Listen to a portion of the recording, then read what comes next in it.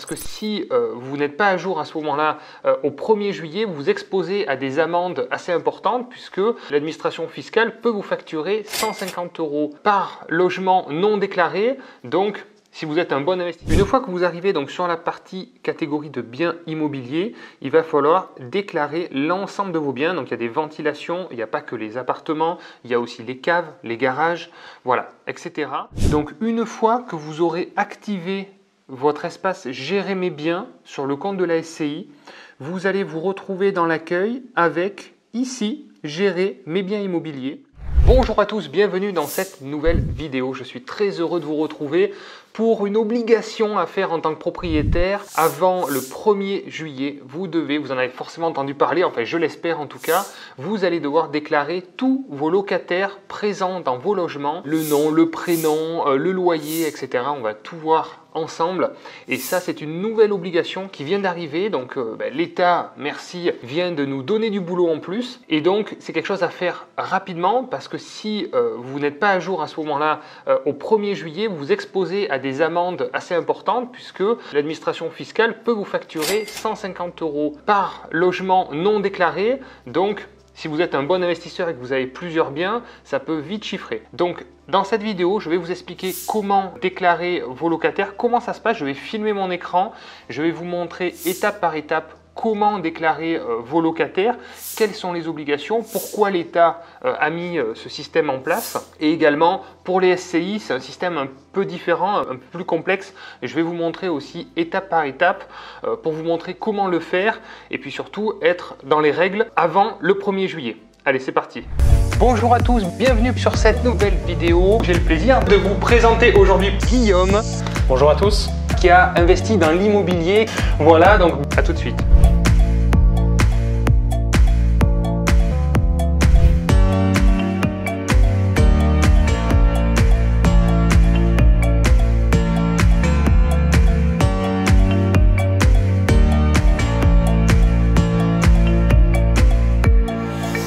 Si vous arrivez pour la première fois sur cette chaîne YouTube, je vous souhaite la bienvenue. Ici, on parle d'investissement locatif rentable, durable et sécurisé. C'est-à-dire que je vous partage mon expérience puisque j'investis depuis 2010 dans l'immobilier locatif, donc des appartements, mais principalement des petits immeubles de rapport, voire moyens, voire plus gros. Je vous partage mon expérience d'investisseur, mes erreurs et puis également certains projets qu'on propose à nos clients par le biais de la société Projet Locatif, donc que je co-dirige, qui propose de l'investissement clé en main, rentable sur toute la France. Nous avons actuellement une équipe de 120 conseillers qui sont tous des multi-investisseurs et qui peuvent vous aider à trouver votre projet et puis vous accompagner dans toutes les étapes parce que chaque étape est importante, elle mérite d'être bien optimisée et surtout bien sécurisée. Vous avez un site internet juste en dessous, je vous laisse regarder. Si ça vous intéresse, vous pouvez être mis en relation avec notre conseiller local qui saura vous aider et vous proposer des projets adaptés à votre situation. Alors c'est parti, on lance la vidéo. Alors pourquoi l'État a mis en place cette déclaration obligatoire de locataires? Tout simplement, vous vous doutez bien, c'est pour ramasser un petit peu plus d'argent parce qu'il y avait certains logements qui n'étaient pas forcément attribués. Ils ne savaient pas trop à qui facturer les taxes d'habitation. C'est vraiment pour facturer la taxe d'habitation. Et donc, voilà, il y a de l'argent à récupérer à ce niveau-là. Donc là, tous les lots sont identifiés. Vous allez voir dans l'espace particulier, tous vos lots sont bien identifiés un à un et vous devez obligatoirement mettre un nom en face. Alors, soit loué, soit occupé, soit vide. Mais en tous les cas, vous savez que maintenant, il y a des taxes qui existent pour les logements vides, pour tous ceux qui ont des résidences secondaires, par exemple, ou tous ceux qui spéculent sur l'immobilier sans vouloir louer forcément, mais qui spéculent sur l'évolution des prix du marché locatif et donc qui laissent les logements vides. Il y aura une taxe à payer pour ces propriétaires-là. Ensuite, je pense que c'est pour aussi éviter beaucoup de travail administratif de rectification. Pour ma part, tous les ans, je reçois quelques taxes d'habitation qui n'ont pas lieu d'être. Pourquoi? Parce que le dossier n'est pas à jour et donc c'est bien le locataire présent au 1er janvier qui doit payer la taxe d'habitation. Alors moi, tous les ans, je fournis à l'administration fiscale un document avec tous mes locataires présents au 1er janvier, mais du coup, ça les oblige à rentrer les noms un par un de mes logements, donc ça leur demande du boulot. Et puis il y a des ratés et donc tous les ans, je demande des dégrèvements parce que la taxe d'habitation m'est facturée à moi alors qu'elle ne devrait pas être facturée à moi mais bien au locataire ou tout simplement annulée parce que j'ai des travaux en cours. Voilà. Sachez que vous pouvez aussi avoir des dégrèvements dans ce cadre-là.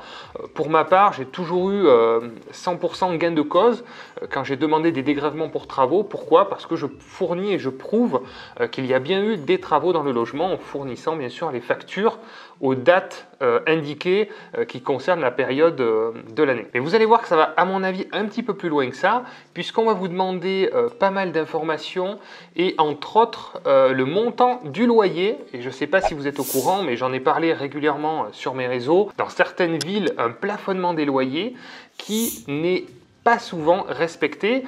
Pourquoi? Parce que pour moi, c'est une loi qui n'est pas forcément applicable. L'État essaye de mettre son nez dedans, alors que c'est une loi d'offre et de demande.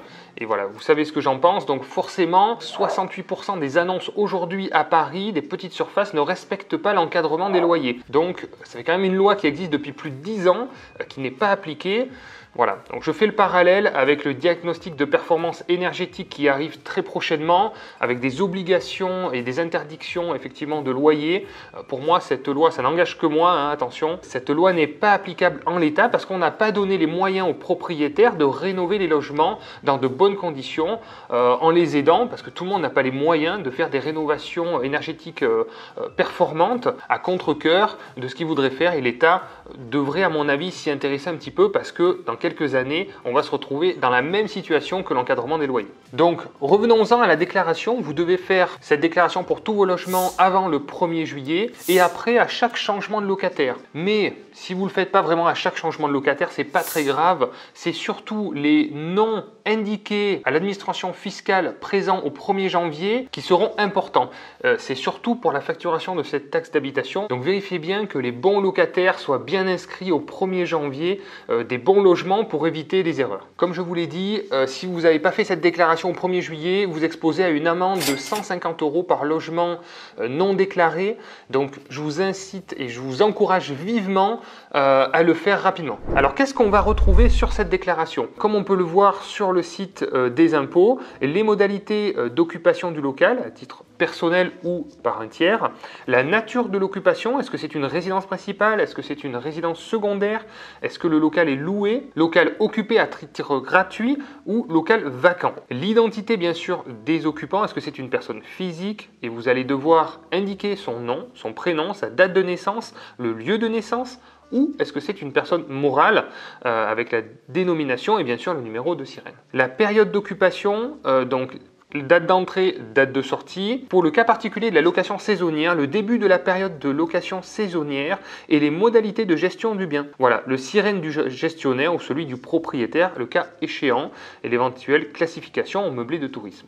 Et vous le voyez, le loyer mensuel hors charge, alors pour l'instant ils indiquent facultatif, mais j'ai comme une petite idée derrière la tête qui me dit que ça va pas tarder à devenir obligatoire. Allez, c'est parti, je vais vous montrer donc sur le site des impôts comment effectuer ces déclarations et dans un second temps, je vous montrerai également pour les SCI puisque c'est des cas particuliers et vous allez voir c'est un petit peu différent. Alors, si vous n'avez pas d'espace, je vous invite à créer un espace et une fois que vous avez un espace, vous allez vous connecter à votre espace et ça va se trouver dans votre espace, dans la catégorie biens immobiliers comme vous pouvez le voir juste ici. Alors il est possible que tous vos biens n'apparaissent pas, c'est tout à fait normal si vous venez d'acheter assez récemment, il faut le temps que les biens soient publiés à la publicité foncière et ça peut prendre, suivant les secteurs, entre 6 mois et 2 ans avant de les voir apparaître. Donc ne vous inquiétez pas, ils ne vous ont pas oublié, les biens apparaîtront dès qu'ils seront publiés.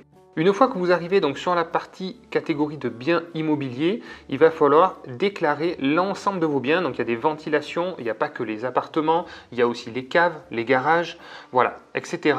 Donc la difficulté va être aussi de retrouver les noms et l'affiliation des caves ou des garages quand vous avez beaucoup de biens. Comme vous pouvez voir, moi en nom propre, on est sur 107 déclarations à faire.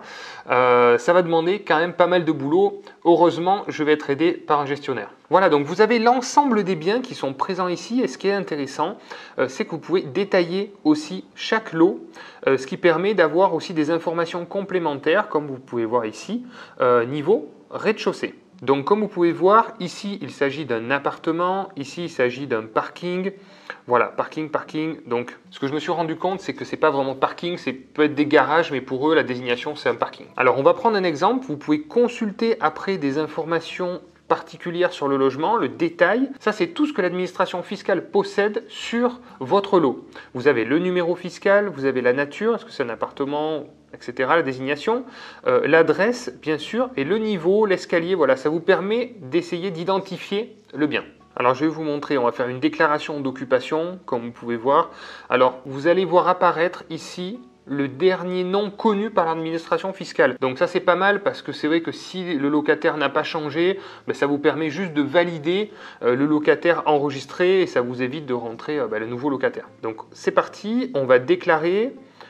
Voilà, comme il vous précise, avant de commencer votre déclaration, vous devez vous munir de l'état civil des personnes physiques ou le SIREN pour les personnes morales, ainsi que la période d'occupation, date d'entrée, éventuellement de sortie. On commence la déclaration. C'est parti. Donc on vous demande, souhaitez-vous modifier la nature de l'occupation ou les occupants? Donc pour ma part, non, puisque c'est bien la bonne locataire qui était indiquée juste avant. Donc je n'ai pas cette modification à effectuer. Ensuite, merci de préciser l'occupation du bien. Voilà, est-ce que vous êtes propriétaire occupant à titre de résidence principale, propriétaire occupant à titre de résidence secondaire? Et là, évidemment, vous savez que vous allez avoir une taxe d'habitation. Elle n'est pas supprimée pour les résidences secondaires. Est-ce que le bien est vacant? Aussi, c'est possible, comme on l'a parlé juste avant, peut-être qu'il y a eu des travaux ou parce que vous n'avez peut-être pas voulu ou réussi à louer, c'est des choses qui peuvent arriver. Occupé à titre gratuit ou loué. Pour ma part, tout est loué.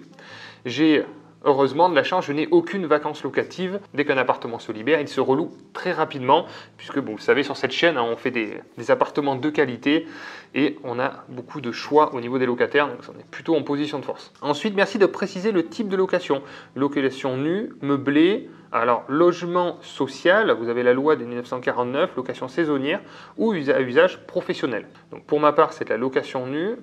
Si vous me suivez, vous savez que c'est ce que je fais le plus. Là, vous avez donc le nom du locataire actuellement présent. Donc, si vous voulez modifier ou l'effacer ou ajouter un occupant, on va faire ajouter un occupant pour vous montrer si vous devez ajouter un occupant. Personne physique, nom, prénom. Alors, on va mettre Dupont, tiens, c'est justement ce qu'il proposait, et Marc, c'est très bien. Date de naissance, donc bon, c'est pas des fortiches du développement, donc vous voyez, il faut revenir mois par mois en arrière. Je pense qu'on va taper directement parce que sinon on en a pour un bon moment. Hop, voilà, vous avez donc le pays de naissance. On va mettre France. Alors, voilà, vous devez choisir un département de naissance également. Allez hop, on va mettre tout au hasard de toute manière. C'est pour vous montrer, pour faire un test. Et la commune de naissance, voilà. Ok, c'est parti. Date de période de début d'occupation de cette personne-là. Donc là, pareil, on va mettre date de fin de période. Donc ça, bien sûr, cette date n'est à indiquer qu'à partir du moment où le locataire est parti. Mais là, s'il vient d'arriver, on continue. Voilà. Donc là, vous avez deux occupants, parce qu'il faut bien rentrer tous vos locataires, hein. Donc ça peut prendre du temps, c'est vraiment beaucoup de travail pour ceux qui ont beaucoup de biens. Après, il suffit d'avancer sur suivant. Donc ça, je vais l'effacer, hop. Alors maintenant, on arrive sur le montant du loyer théorique hors charge. Théorique, je ne sais pas trop pourquoi, mais en fait, c'est par rapport au plafonnement des loyers. Donc moi, c'est un loyer 510 €. Non, ce n'est pas un loyer plafonné. Et là, vous rendez compte qu'au niveau de la question, c'est quand même subtil, parce que si vous ne respectez pas le plafonnement des loyers, bien évidemment, vous allez vous sentir un petit peu gêné de répondre à cette question. Voilà, donc ensuite, on se trouve dans cette partie où souvent, moi c'est le cas, avec mon appartement, peut être affilié un garage, une cave, une place de stationnement. Et donc là, vous devez aussi rechercher dans la liste, alors, je ne vais pas le faire là, mais dans la liste finalement que vous avez qui se déroule à côté, la cave ou le garage qui est attenant à l'appartement pour le jumeler. Voilà, donc là, bon, il faut retrouver avec le numéro fiscal, je ne vais pas le faire. Voilà, donc là j'ai déclaré mon appartement. Il suffit donc maintenant de valider et transmettre.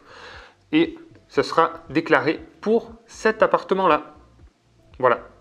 Il me reste plus que 106 déclarations à faire. Sans compter toutes les SCI, puisque je possède plusieurs SCI, avec plusieurs biens par SCI. Et donc maintenant, je vais vous montrer, pareil, la déclaration pour les SCI, parce que c'est quand même pas simple. et je vais vous expliquer comment le faire. Donc maintenant, tous les changements devront être faits. Dès que vous avez un changement de locataire, vous allez devoir le déclarer et l'administration fiscale, comme ça, pourra mieux tracer finalement les locataires et faire payer les taxes d'habitation. Donc si besoin, vous avez un numéro de téléphone gratuit qui est à votre disposition pour répondre à toutes vos questions, vous aider à comprendre le système. Et puis, si vous avez un ou deux biens à déclarer, ils peuvent aussi vous le faire par téléphone. Je les ai contactés avant pour préparer cette vidéo et gentiment, la personne que j'ai eu au téléphone me proposait de faire la déclaration en ligne. Donc je pense qu'ils sont quand même tolérants au début. Ils comprennent que c'est un nouveau système qui est mis en place, pas forcément évident pour tout le monde. Et donc elle se proposait de me faire ma déclaration. Et bon, quand je lui ai annoncé le nombre de déclarations à faire, elle est vite revenue en arrière. Mais voilà, si vous avez un ou deux biens à déclarer, ça peut se faire. Ils sont disponible et là pour vous aider. Je vous mets aussi également en description un lien qui vous donne tous les renseignements nécessaires pour faire votre déclaration. Allez, c'est parti, je vais vous montrer dans l'espace professionnel puisque pour les SCI, il s'agit bien de l'espace professionnel. Donc si vous n'avez pas de compte professionnel, je vous invite à le créer et quand vous allez créer votre compte, à adhérer au bon service. Je vais vous montrer ça. Voilà, donc là, on va se connecter sur mon espace personnel. Voilà, donc moi je l'ai fait là pour une SCI. En fait, il faut aller dans Gérer les services, adhérer aux services en ligne. Ensuite, vous indiquez votre numéro de sirène et vous validez. Ensuite, vous avez cette fenêtre qui s'affiche. Et donc moi j'ai fait la demande, vous voyez la demande d'adhésion, et en fait, gérer mes biens immobiliers, une demande d'adhésion a été établie, voilà. Donc en fait là vous avez la liste, vous avez une case à cocher, et vous validez. Voilà, là il me reste que cette, voilà en fait ça se présente comme ça, vous n'avez que cette case, donc là je ne peux pas la cocher. Vous cochez la case de gérer mes biens immobiliers, et vous validez. Et vous allez recevoir donc un lien... Vous allez recevoir un mail, il va falloir bien sûr valider le mail en cliquant sur le lien et ensuite vous allez recevoir un courrier avec un numéro, vous allez le rentrer dans votre espace professionnel qui va vous ouvrir l'option de gérer les biens et donc après je vous montre comment ça se présente une fois que vous avez rentré ce numéro. Donc une fois que vous aurez activé votre espace Gérer mes biens sur le compte de la SCI, vous allez vous retrouver dans l'accueil avec ici Gérer mes biens immobiliers. Et donc, vous cliquez dessus et vous vous retrouvez un peu dans le même esprit finalement que la déclaration en tant que particulier. C'est exactement le même principe et vous pourrez comme ça déclarer l'ensemble de vos biens qui sont détenus par votre SCI. Voilà, j'espère que cette vidéo vous a plu et vous aidera à faire vos déclarations. Si c'est le cas, je vous invite à mettre un petit like, à mettre votre meilleur commentaire pour nous aider à développer la chaîne au maximum. Et puis sinon, je vous souhaite de bons investissements à tous et une belle réussite dans vos projets. À bientôt, ciao!